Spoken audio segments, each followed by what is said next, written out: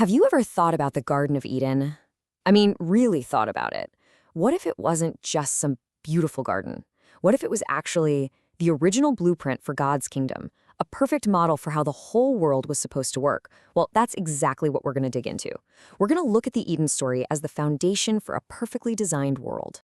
All right, so to really get our heads around this blueprint, we're going to break it down into 6 key parts.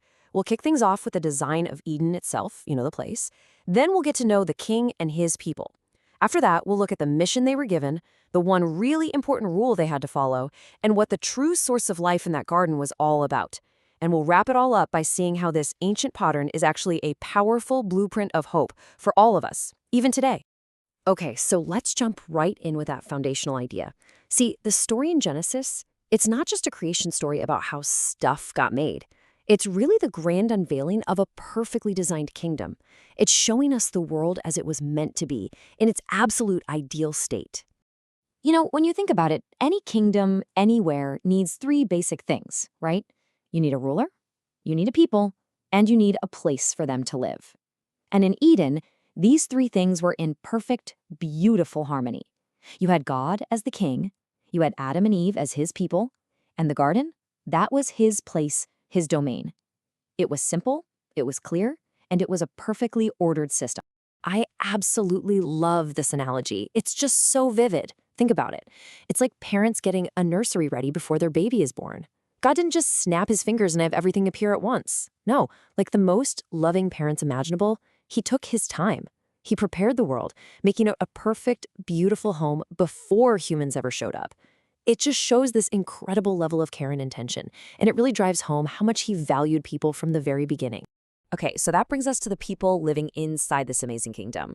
Let's take a closer look at the unique relationship between the king and his people and figure out what exactly made humanity's role so special.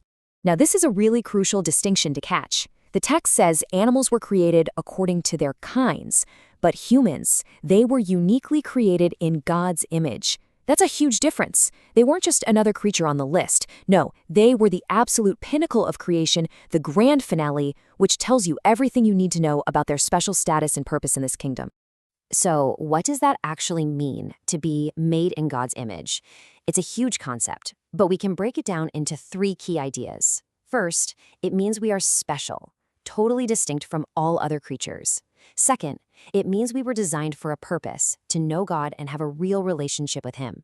And third, it means we have this incredible ability to reflect His character, kind of like a mirror to the rest of the world. Right? So being made in God's image wasn't just some fancy title. It wasn't about status. It actually came with a job description. And that's what we're getting into now.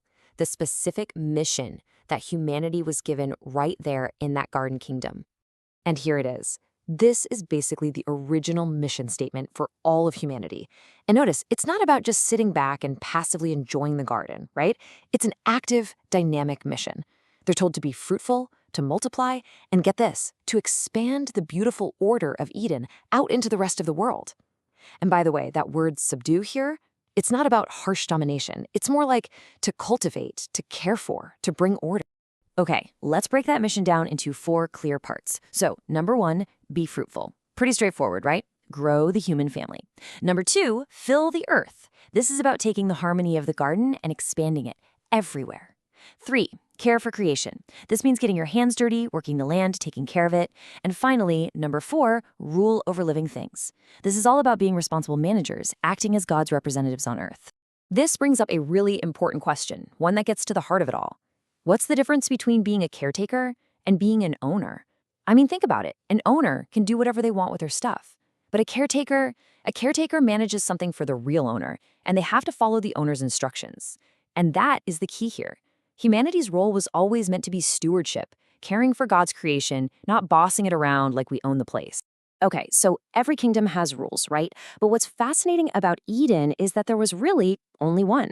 So let's talk about this idea of freedom within boundaries and why that single rule was so incredibly important.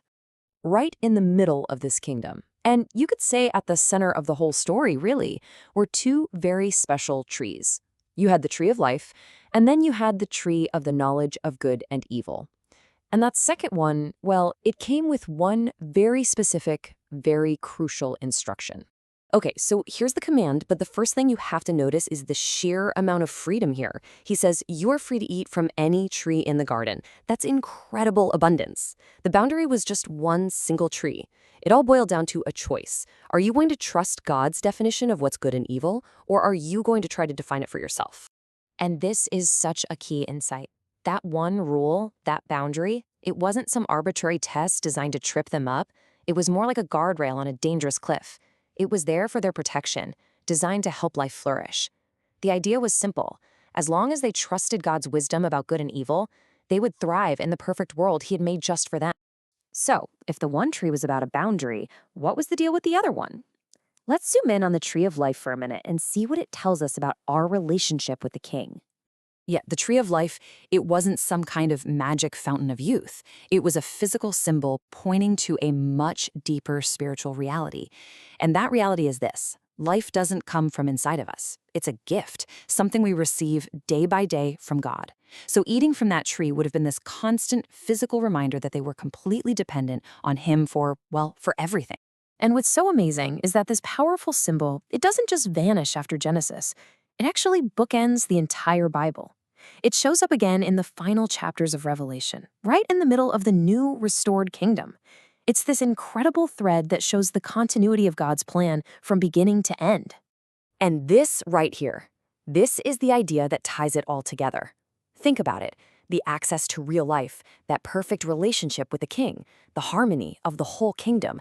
Literally everything that was lost and broken in Eden is exactly what gets restored through Jesus. So let's bring it all home. What's the big takeaway here? Why does this ancient blueprint of a kingdom and a garden still matter to you and me today? Let's wrap this up by connecting all the dots.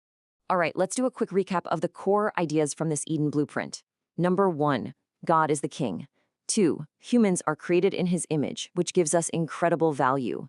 3, life just works best when we live under God's good rule. 4, true life isn't something we create, it's a gift we receive from God. And finally, the big one, Jesus came to restore this entire original design. And all of this leaves us with a final, really powerful question to think about. If Eden is the pattern for God's kingdom, this place of purpose and flourishing and a perfect relationship with the King, then what does it actually look like for us to live under His rule in our own lives right here today?